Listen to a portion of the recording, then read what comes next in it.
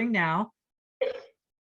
Okay, so let me share the screen again, and then if everybody could please mute, that would be super helpful. Okay, so again, welcome to our webinar or / Zoom session, Scholarships Non-College Specific. I'm Kara Mullenhouse, College and Academic Counselor, and I'm presenting on behalf of the entire CAC team. And so I'm very happy you guys are attending. I know we had the college specific one, which is posted to our website, posted already. So if you want to view that one, if you missed that one. But tonight, what we're going to do is we're going to change a little bit. Instead of looking at the college specific scholarships, we're going to look at non-college specific. And what we mean by that is anything other than what would have been offered at a college. So it could be an organization's, a foundation, it could be a state scholarship. So it's all over the place. There's many, but again, anything outside your normal college specific scholarship, we are kind of encompassing under non-college specific. So let me go to the first screen. So before and here we go, does this every time. It works when I practice, and then when I go to hit the screen, it doesn't go. Okay, let me try a different way. This is so crazy. Yeah, I even practiced it today. So again, I think I had this problem the last time I went down to ITS and said, okay, what happens if the screen doesn't scroll? And they said, oh no, it should work. But for some reason, the minute I get here at home, it quits working. Okay, there I'm using my mouse. Now it's working. So the very first screen, before we talk about scholarships, I do want to just share a little bit about how college is paid for. And so if you look at the screen on the left, there's some interesting figures. On average, families spend an average of $26,373 per year per child on college expenses. So that figure is actually low because the year before, when I did this presentation last year, it was over 30,000. It's down 12% from last year. And I think my guess would be the reason is because of COVID. So many students, like I have a son that was in college, he came home, he did some community college classes, he did some online, but he went like part-time one semester. So I think a lot of families ended up spending less simply because of COVID, and students were not in school as much or whatever it might be. So when you look at that figure, it's pretty scary, but having 4 sons and on number 4, I have a senior as well that will be starting college next year, and then one that's in college, I would say 26,000 is about exactly about what we're spending. Please make sure you're, if possible, you mute because we are getting feedback from people. Thank you so much. So 26,000 is about spot on, when I look at average, what we're spending every year for our kids. And so that is a high figure. But in order to kind of understand where that is all, where the different sources are, that if you go to the right and look at the ring, this is a really helpful little graph here, because it's showing you that if you look at the figures, guess where the highest percentage of where the costs are being funded. Number 1 is parent income, 23%. So if you're looking at a $60,000 bill and you multiply it by 23%, and then you also add the second highest, which is parent saving, 22%, you're at 45% of the bill. And I think that does equate to about $27,000. So it fits right in with what this is saying. And then there's even a parent borrowing section on the left on that ring, which is 9%. But anyway, as you can see, families are footing the majority of the bill. And then secondary would be, you see scholarships is pretty high, but just please note, which you'll see in a minute, that 16% in scholarships where the arrow is pointing is mostly scholarships at the colleges. And I don't know if Ms. Spielda said this at the college specific webinar, but most of the money, again, is coming from the colleges when you see scholarships, not from the ones I'm talking about today. It doesn't mean none of it comes from that, but there's much less that comes from the non-college scholarships than from the college scholarships.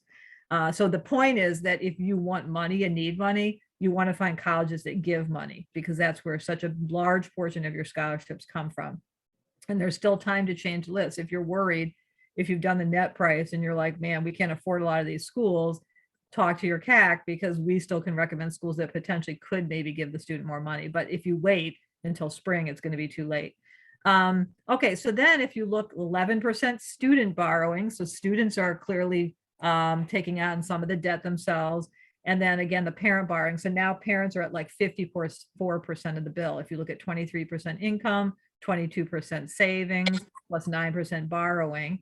And I don't know how many are familiar, but with the parent borrowing, there is a loan called the Parent Loan to Undergraduate Students that you can borrow when the student is in college. and you should be able to borrow up to the amount. I don't know exactly the figures, how they figure it out. Each college does it differently, but it should be whatever remaining costs are that were not covered. You can do a plus loan. And the interest does start to accrue and you start making payments on it, but it is a way to break down the cost a little bit for you over time rather than owing it all at once.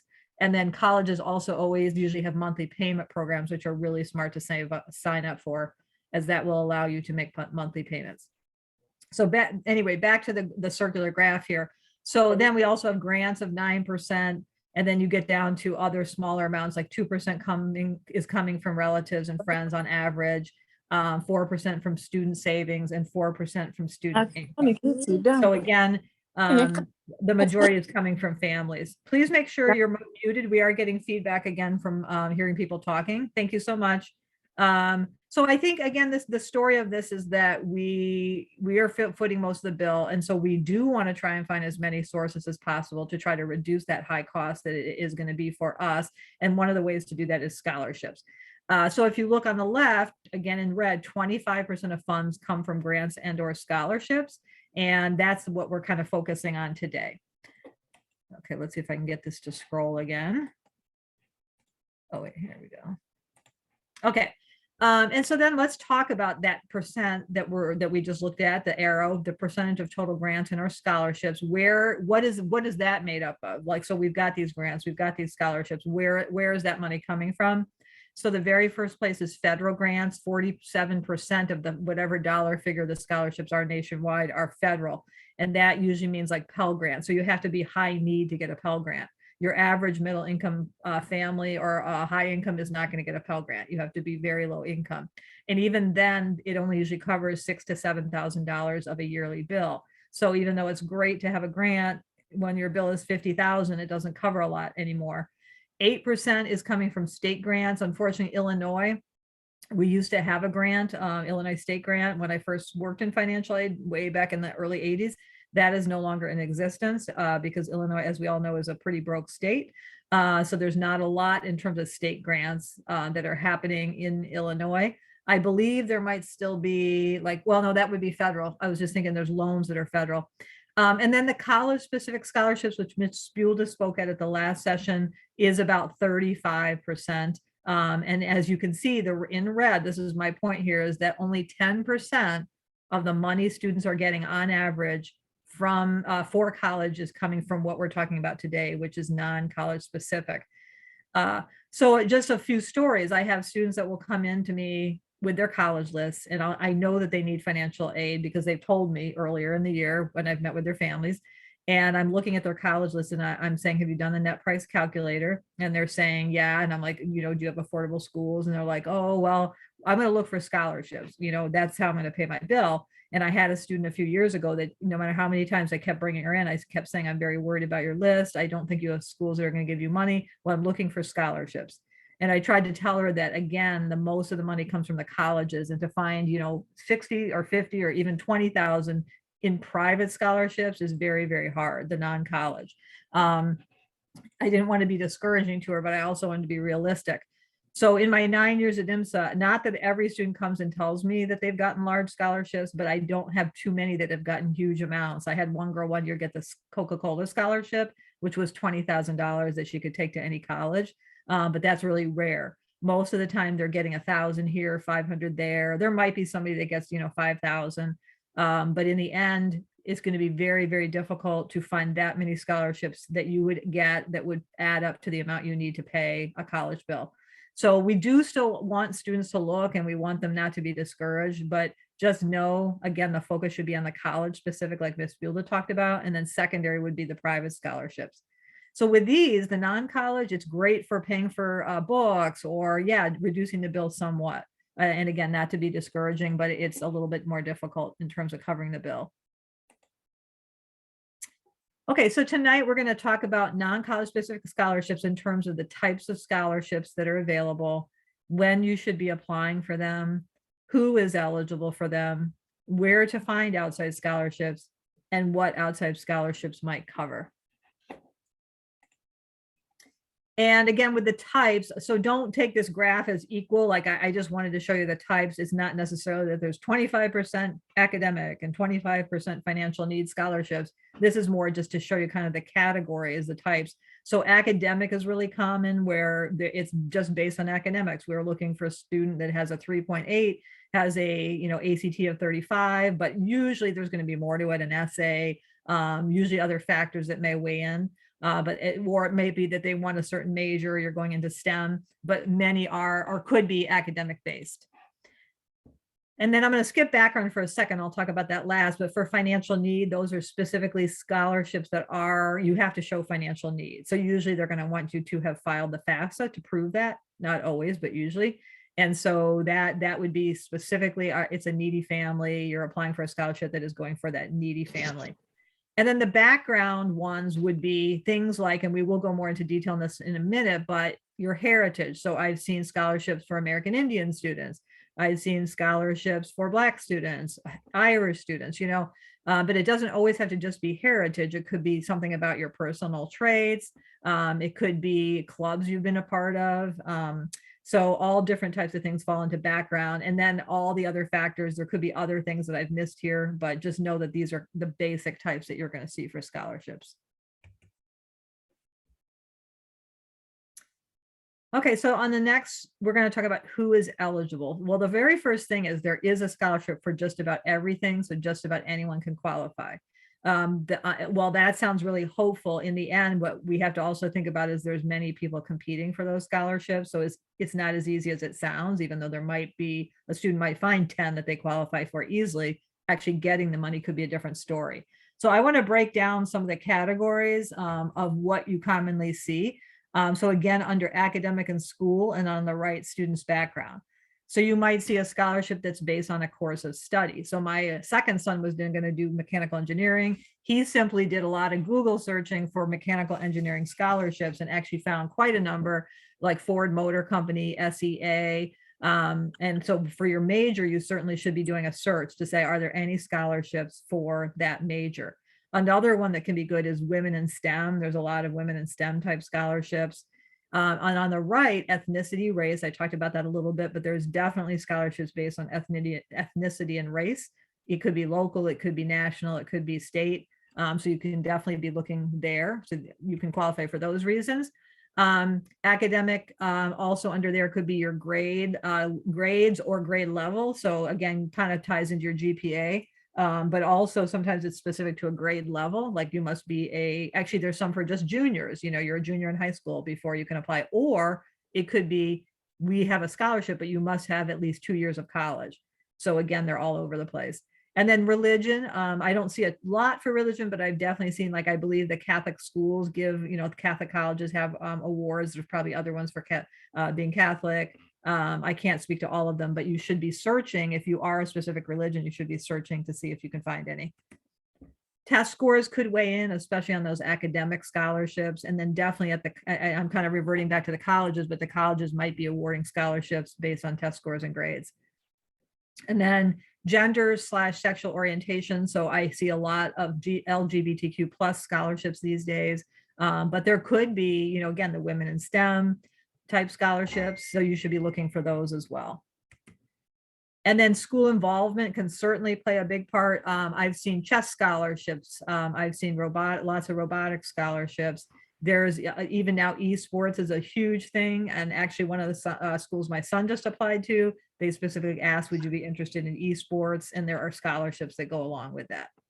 And then traits. It sounds crazy, but there's even specific scholarships for, like, if you're redhead, if you're short, if you're tall, if you're a vegetarian. So you want to be making, this is my suggestion for the student and you to sit down and make of all the different traits. Join the Zoom. We are hearing noise. If everyone could please mute. Thank you.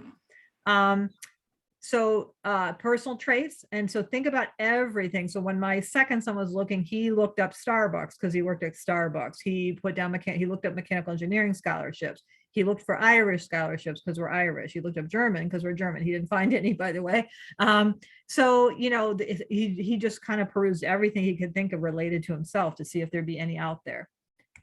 Then under two other categories, so under financial and then other factors. So family income can certainly play a part. You're going to be looking for scholarships if you are needy for need-based scholarships. That's what you can search. That's what you can look for.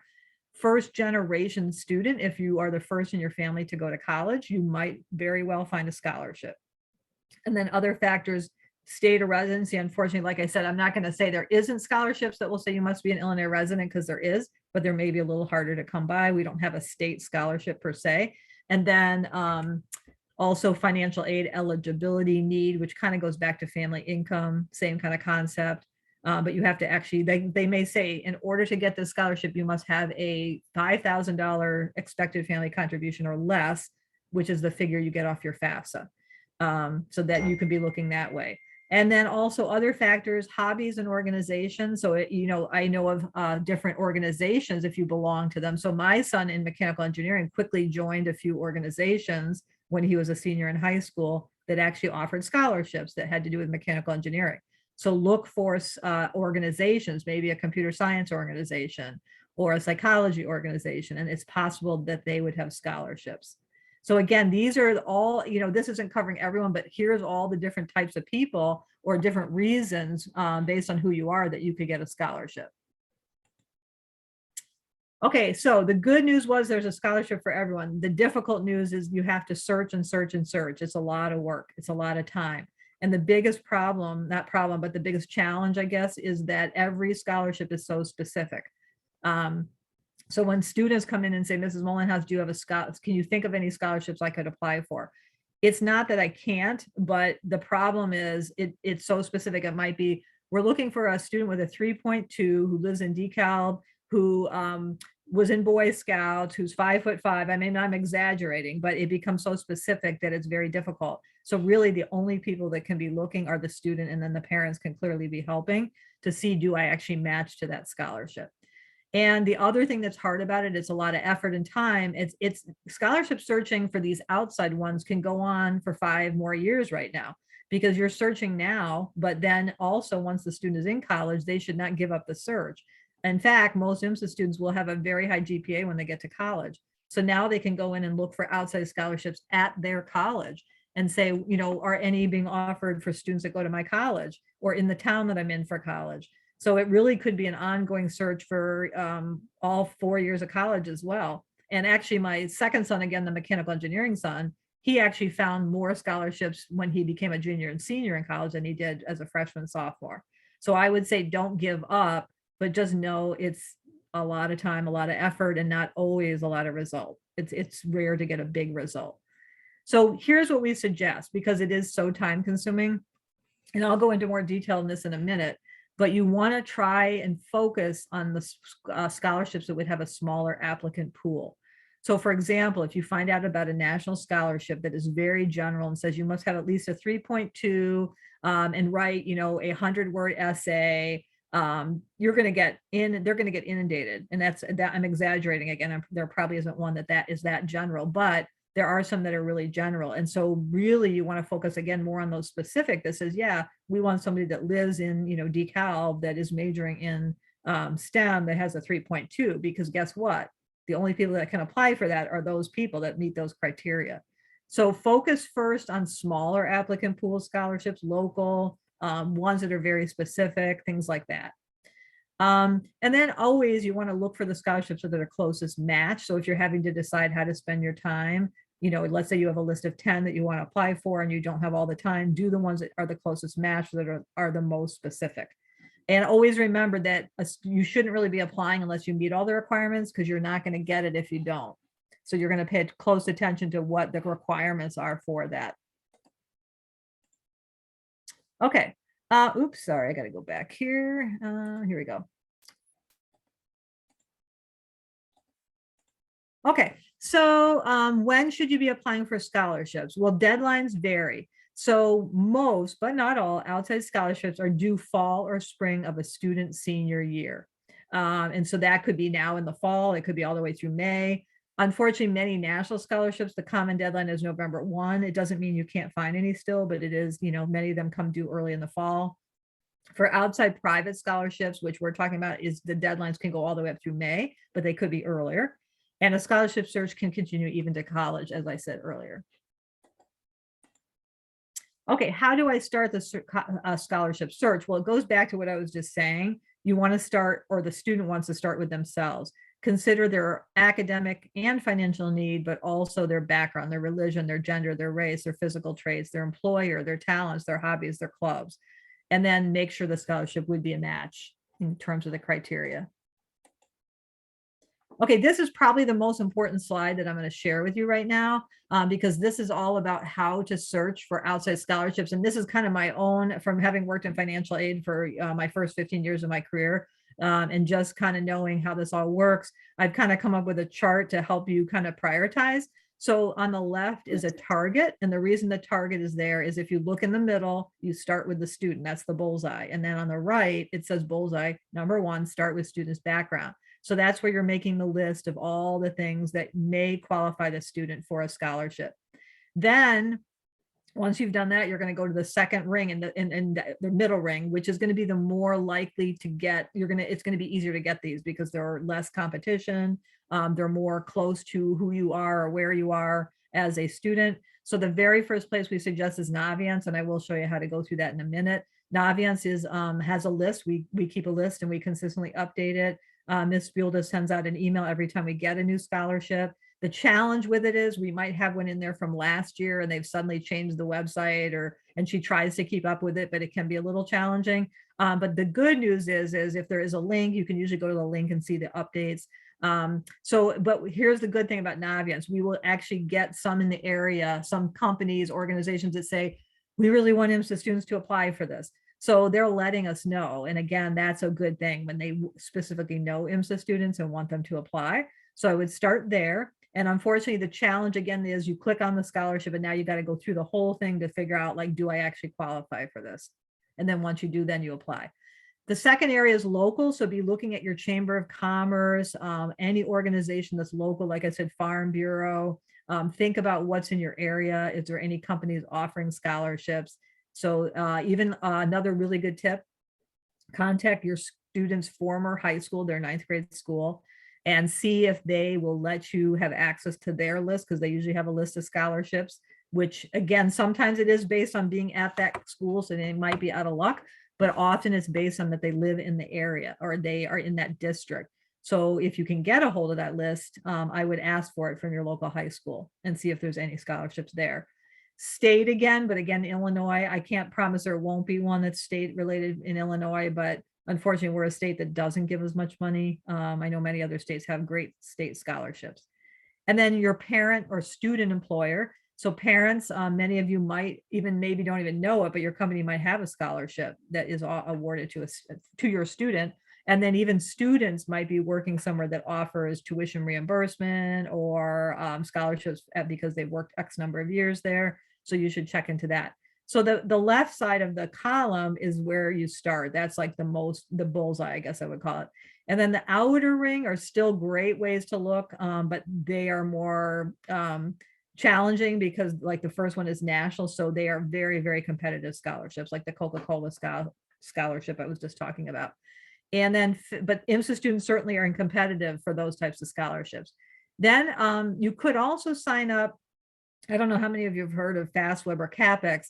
It is a free scholarship search site. I recommend only choosing one because the reality is many of the scholarships would be probably on both, and you will get inundated with emails once you sign up. And so the student goes in and puts in all the information we've talked about, like GPA, test score, race. I don't know if I don't remember all the questions they asked, but then FastWeb or CapEx will start emailing the student with all the scholarships that are quote unquote a match to who they are. But again, you might get some that are really general, and it becomes a question of, do I want to spend my time writing an essay for a scholarship that 10,000, 20,000 people will apply for? Or should I focus on that one that's for a STEM student with a 3.8 that has been in robotics? That's probably a better bet. So I have not had a student yet come in and say, oh man, FastWeb or CapEx was fantastic, I got a scholarship through them. Doesn't mean you shouldn't use it, but what I would suggest, if you are going to use it, make sure either you create a new email address, so those are all going in there, because you will get a lot of emails because you guys have very strong students, so they're going to qualify for a lot of scholarships. Or if there's a way to set up a folder that they just get thrown into, because the student really doesn't want their email constantly inundated with scholarship updates of new scholarships to apply for. So it's a good thing, but yeah, again, a little bit challenging in terms of the time commitment to find the ones that would be a fit. Again, the left side of the column is better. And then there are other scholarship search sites out there, but just a warning, never pay to have a scholarship search done, because you can find all the information that they would be giving to you. So a free one is fine if you find another one. And then Google, like I said, my son found a lot of great ones just by Googling. He just Googled mechanical engineering scholarship, scholarships for, tall people because he's tall, things like that. And then last, just a reminder, again, I said it already, but once the student leaves IMSA, they still could be looking. And my second son went to Kettering, and they happened to have a lot of scholarships that were specific to Kettering or in the area in Michigan where he was in school. And so he was able to get some additional scholarships even after he was in college. Okay, so we're going to look at some examples. I certainly can't, I wish I could give you a list of every scholarship out there, but there's thousands and thousands. So we kind of went through the order, like again, stay more local, more to the ones that are more specific. But now let's just give some examples so you can see that they really do exist. So let's go through this. So we're going to start with Naviance. And if the page looks a little weird, what it really is your Naviance, your student's Naviance homepage. It's just that I've dropped down the box under colleges where the big arrow says click on colleges. So if you go to their homepage, your student's homepage of Naviance, you go to colleges and then do the drop down from there under scholarships and money, you click on the scholarship list where the arrow is on the right. Okay, that would be step one. And this is getting to the Naviance list of colleges. I'm sorry, of scholarships. Okay, next, now you've gone in here because you went colleges, then you went to scholarship lists, and now there's going to be college specific or local. You're going to click on the local. And this is where we update all the different scholarships that we get, information about, that they write to us and say we want IMSA students to apply, or we've heard about it. And this certainly doesn't show you the whole list because it's very long, but you can see the first 3 that are listed there. And so you can click on the local and see that whole list. And then if you go there, now I've clicked on the, if I had been doing this, I would have clicked on the Franklin Pilchard Foundation Scholarship. And then once you're in there, you can click on the link for the scholarship information for that particular scholarship. And then you're going to get to their application requirements. And again, I don't have the whole page printed, but you can see this is where it becomes so specific. It's very difficult for us to help a student find a specific scholarship. Although I do once in a while say, hey, I found one, you should apply for it. So in this case, student must be living in Illinois. So there is that state piece there. They must be a senior with at least a B average or above, graduating in spring of 2022. This one's encompassing a lot of the areas we talked about. They have to have financial need, and the foundation will determine that. So they're probably going to look at either ask you for income information or look at your expected family contribution from the FAFSA. Now, this one's interesting because you have to attend a college or university in Illinois. Right now, if you apply to this, you don't necessarily know you're going to go in to college in Illinois because you don't even know where you're accepted yet. But I would say if a student is applying to any school in Illinois and they qualify, they should apply for this. And then if they end up in Illinois, they certainly could be a possible recipient. And then graduating from a high school, which is participating in the scholarship program. And then this one is, sorry, it is an expired one, the 15th, but it was one example I could find quickly. So that's on there for today. There are others that have not expired yet in Naviance. So definitely start with Naviance because again, sometimes they want IMSA students to apply. Okay, so where to look for scholarships on top of Naviance? We already talked a little bit about it, but parent or student employer. So let me give you a couple examples. So there's many more than this, but Verizon has one of the best. They offer tuition reimbursement programs of up to $8,000 a year. So think about it. Maybe your student could get a job at Verizon. I don't know if it starts instantly, but they could get a job at Verizon in sales or something when they're in college, and then they could get maybe tuition reimbursement. Starbucks has a program, but theirs is very specific to going to Arizona State University.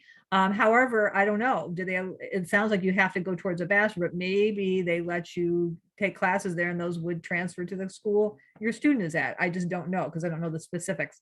But other companies that do offer tuition assistance, and there's many more than this, but Chipotle, Walmart, Sam's Club, Best Buy, etc. And then some big companies like that the parent works for might offer scholarships as well, like I said. Okay, so another resource is going to be, again, looking at all those things on the student's unique background, everything from ethnicity, personal traits, religion, etc. So I'm going to show you a few of those that I know of. Okay, so here's just a couple. We're going to start with the ethnicity. So this one is in Naviance. Actually, both are in Naviance, but you can also find them at other sites. So I've given you the links here as examples of where they can be found. And then American Indian College Fund can actually be found at collegefund.org as well. And then this is kind of some of the major requirements. But if you look at the second one, the Spirited Pearls, this is one that would be a really good one because it's more local. They have to have attended a high school in one of the following areas: Aurora, Batavia, Bolingbrook. So guess what? Way fewer applicants. Plus you have to have a certain GPA. So this would be, and you must be a Black student. So this would be a really good one because it's narrowed. It's not too many students can apply for it. And then for the American Indian Fund, again, you'd have to click on the link to find out more information on it, but it gives you kind of some general up there about being registered for the program as a descendant of the tribes. Okay, and then believe it or not, there's some that are based on physical and or personal traits. This one always interests me because I had a student that actually found the tall and short scholarship while I've been at IMSA the last 9 years. So I don't think this is the one they apply for. So there are other short scholarships, but there is one through Little People of America. I'm just giving this as an example, and you must be no taller than 5'10". But again, I don't think the student that found their short scholarship was that short. But look, I mean, if you're shorter, look and see if you can find one. If you're tall, there are tall scholarships as well, just so you know. And so this one, I apologize, I meant to update the date and I forgot to look this one up. I've been trying to put the current dates. So hopefully it would be May 31st, 2022. But the vegetarian one is a more current one that I found. And that one is, they want a student that promotes vegetarianism in their schools through some means, whether it be a club or whatever it might be. And look at the award, $10,000. That's pretty good. And 2 of 5,000, and that's due in February, and on February 20th of 2022. So again, I don't have the link here, but you can easily just look that up and find it. And this webinar again, or this presentation will be posted to our IMSA website, but probably by tomorrow. So you can go back to this if you're like, wait, I don't remember which ones there were. But really the point is to look for, I mentioned the short and the vegetarian, but think about all the other traits, redheaded, blue-eyed. I mean, you never know what might not be out there or what might be out there. Gender or sexual orientation scholarships. So just one example, it's called Out to Innovate Scholarship. And you must be LGBTQ and then going into STEM. Now, how great is that? Because that is so specific, right? Not only LGBTQ, but STEM. So now this one is for once you're, I believe, is this, yeah, this one is for once you're actually in college, just so you know, but that's okay. I wanted to give it as an example to show that you can actually still keep looking even when you're in college. So you have to have completed 2 years. You have to have declared a STEM major and or STEM teaching major, and you must be a participant in programs or organizations that promote LGBTQ inclusion. So again, unique scholarships that are out there. And then also all kinds of scholarships based on hobbies. And I'm only giving 2 as examples, but there's all kinds of chess scholarships. And actually that list, there's many colleges that do offer chess scholarships. So it had, I believe that link had, if I remember right, list of colleges plus organizations that offer them. And then robotics, loads of, like Worcester Polytech. I mean, there's so many schools that offer robotic scholarships. And like I said, there's esports. So I'm just giving examples so you can see that you got to kind of peruse every little thing you can think about. And then again, the ones that are local could be local community organization, nonprofits, businesses, even churches. Student must reside in that designated community to qualify usually, or be part of that church. And here's just a couple that we already had the Spirited Pearls before, but again, this one I wanted to just show you because it is local to Aurora, Batavia, etc. And then the George Pullman is for Chicago residents. I've had students apply for both of these. You must be a Cook County resident, 3.0 or higher, eligible for state and federal aid. Well, how do you know that? You'll know that by filing the FAFSA, the financial aid form. That's going to tell you if you're needy and would qualify.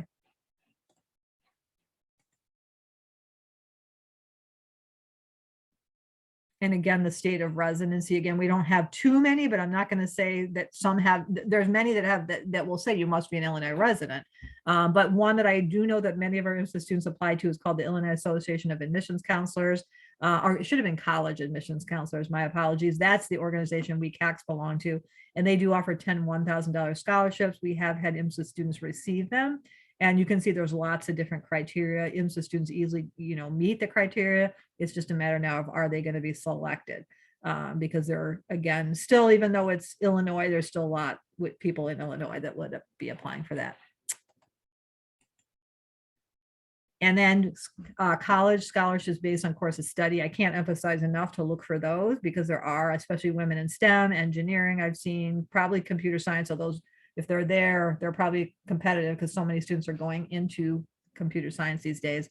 But the one site I gave here, the Prep Scholar, they just had loads listed for civil and mechanical. So lots of good resources there. And I gave just one example, Edward Hendrickson SAE Engineering Scholarship. And that's a nice one, $5,000. And the prize is renewable. So that's really cool, up to $20,000. You must have a 3.75, actively engage in STEP activity in or outside of school. If you're not familiar with that, you're going to go into that link to find it. And you must be a high school senior, and that's due in March. So again, keep looking. Those are just more examples.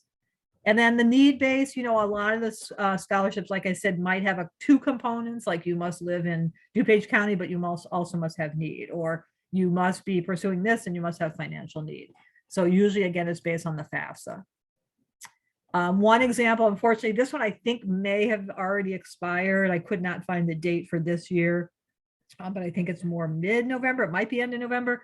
So we have had numerous students do the Jack Kent Cook Foundation Scholarship. And it's, there's lots of things you have to go through to qualify for it, but it is very hefty because it gives full funding. Very hard to get, though, competitive, but very much for needy students. So if you're very, very needy, this would be something to look into. And then national scholarships, like I said, many of them are already past due, unfortunately, or not past due, but we're due November 1. But I will give you a couple. I'm trying to remember. I think this one still you could apply for. Yeah. So there's one called the McDonald's HACER National Scholarship, minimum 2.8 GPA. You must be. So this is one that is based on also your Latino or Hispanic heritage. And you must be from one of the countries listed here. And basically there's the list, and it's due February 3rd, 2022 at 11:59 p.m. Clearly you need to go into that link because there's more to it. There may be an essay. I don't remember all that's involved, but that would be also a good one to look at. And additional national, again, deadlines on these, like Questbridge is passed already. That's the biggest challenge, is for the national. We really probably should be presenting one in junior year, because for the national, a lot of those come due really early. But it doesn't mean there aren't still some out there, like that HACER one I just showed you, that might not still be available. And then, like I said, FastWeb and CapEx, I just wanted to give you these so you can just do a search on your own, also through Google. And last thing before I take questions and do answers is, I couldn't cover them all. Like I said, you can keep looking, focus again, just a reminder, local and more specific, and then build out as you have time for the bigger ones, or maybe the ones that are more students applying that would be harder to get. And it is a full-time job. Like, not that you need to do that, but students who've looked really hard are looking, and usually, unfortunately, they don't get a lot. I mean, I'll get students usually tell me they got one or two outside at the most, but again, there can be exceptions. Okay, I would like to open it up for questions. I probably missed saying something I should have, so feel free to either, I think I prefer if you just open your mic up and talk, but I'm going to stop sharing a minute. And then I can go to my chat if you're somebody that would be more comfortable chatting. So one second. I think I may have a couple questions already. Oh, okay. Somebody did put a link in for us, I think. So feel free to put a chat in or ask me a question.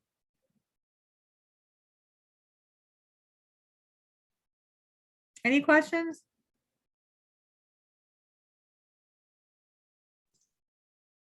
I got a question. Sure. You brought up a lot of great examples. Where should we apply and where should we look? Mm-hmm. But any do's and don'ts in regards to filling out the application? Don't do this, but make sure you do that. I mean, yeah, it's a good question. I mean, basically what you want to be really careful of is following exactly their instructions, because some of them are so detailed and specific, and you miss one thing and they're going to throw your application out. So even sometimes when a student is applying, I also have to fill out like a recommendation. I do a lot of scholarship recommendations, and it might, for me, say, like I could easily just use the letter of recommendation I already wrote for the student for college, but sometimes it will say, no, we're looking for this instead. Or it may have very specific questions that I can't just use that letter of rec. So even on my end, I have to be careful, like making sure I answer every question so that they don't get out of luck in terms of getting it, because they put their app aside, they didn't meet the criteria or the requirements. And then also obviously making the deadline date. Other than that, again, I would say with the application, just following the instructions really closely and giving yourself enough time. Yeah, I do have another question also. What if we apply for my daughter for an Illinois specific scholarship, but then she decides to go to Michigan? What happens? Yeah. Yeah, I mean, it's a good question. I mean, I don't know of a ton of Illinois ones, but what I would say is they are there, and the ones I know of haven't been a ton of work. I can't say there wouldn't be one that isn't, but it is what it is. Like I mean, I would still say go for it, because it is at least only Illinois residents as opposed to national, but it all is about priorities and how much time you have. And, if it's one that's super involved, she would have to decide, is it worth me putting in all this effort? One more question, and I'll let Sure. you go. I'm full of Sure. questions today. No, that's good. Thank you. I like it. What if we happen to go hog wild and get a lot of applications and she gets approved for a lot of things? Is there such a thing as getting too much scholarship money? Is there such a thing that you have to give back some of it? Yeah, I'm so glad you said that. And actually for next year, I'm going to add a slide on that, because I was going to talk about that and then kind of forgot. So I'm really glad you brought it up. So yeah, one thing that it just drives me crazy is there is such a thing as, even if it's not a lot, there are some schools that if let's just pretend I'm going to make up school G, that's the name of the school, college G, and they give you an award already. They give you an award package. And let's just say you get some grants and you get some scholarships from the school specifically, and they give you some student loans. And let's say the grant amount they give you, I'm going to pretend is $10,000, which is their own college money they've given you. And then all of a sudden you get a $2,000 scholarship. Some colleges will reduce the 10,000 down to 8,000 and replace it with the 2,000. The challenge is not all colleges do that. So it's almost like you got to call each school to ask that question.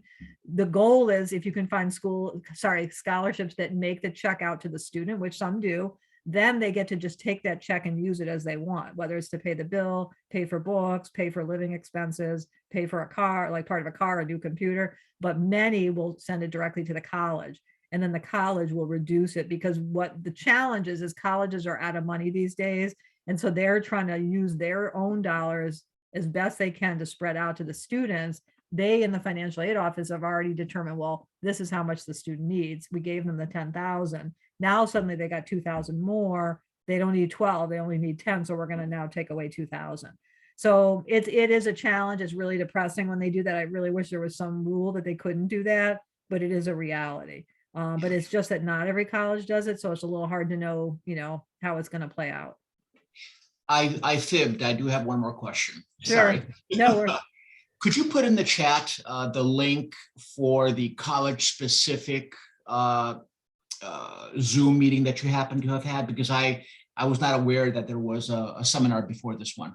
yeah, it was okay. So what you're going to do, because I can't get to it right now, but all you need to do is go to the IMSA website.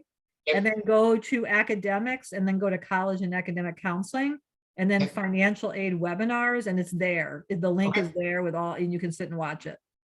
Okay. Yeah, thank you. Good questions. Who else has questions? Hey, Kara. Yeah. Question. Yes.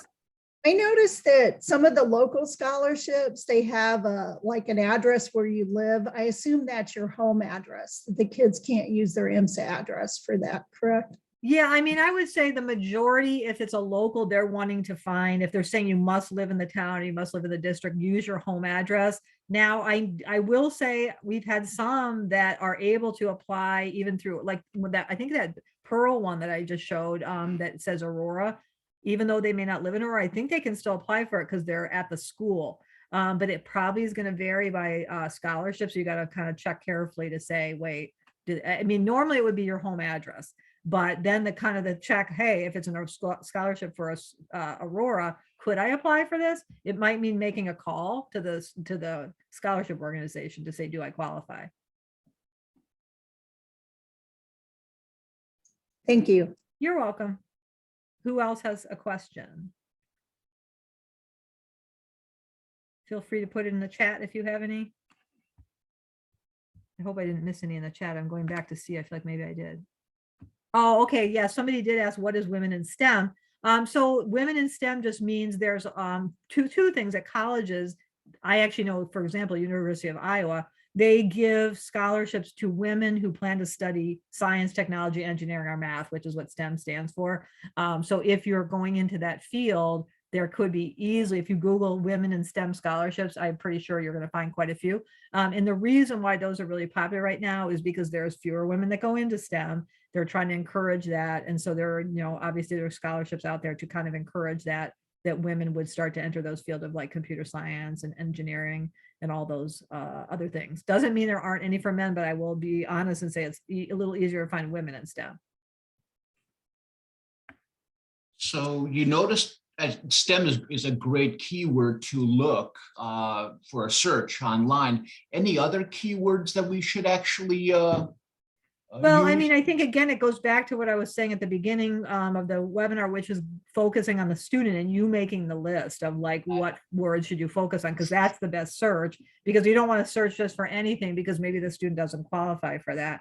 So, again, I'm trying to think of some of the specific ones I've had, but there's even a scholarship for my parents own an Asian cuisine restaurant. And like I said, short scholarship, tall. These are all ones students found that I didn't know about until I was working at IMSA. So again, if the key words really should be surrounded by that student, like they're STEM student, then look for STEM. If they're going into psychology, look for psychology. If, all those different factors, think of everything you can think of that applies to that student. All right, if you guys don't have, I'll give one more chance, one more shout out, any more last minute questions before I close? Hi, is there anything about the music scholarship you can think of? Yeah, I mean, again, that falls under the activity. I couldn't list everything, but clearly music could be a big thing. But I would say probably, my guess would be that the majority of music scholarships would be given at the colleges, because usually and those would be the college specific ones that Ms. Spielda already talked about. Usually there's gonna be an audition involved. Doesn't mean there wouldn't be one for outside that, but yeah, probably a little harder to come by than getting a music scholarship at a school. Okay, thanks. Yeah, but still look. I mean, I say look. Again, I wish there was an easy way that I had this wonderful list to give all of you, but it just doesn't work. There's too many out there. So Thank you. you're welcome. So this will be posted to our website, hopefully tomorrow. It's being recorded. And I appreciate so much you taking an hour out of your night to spend time here talking with me about non-college specific scholarships. One more question. Yes. Oh, Polly, I'm sorry. My question really pertains to the scholarship that you just showed us. They're not really FAFSA based, correct?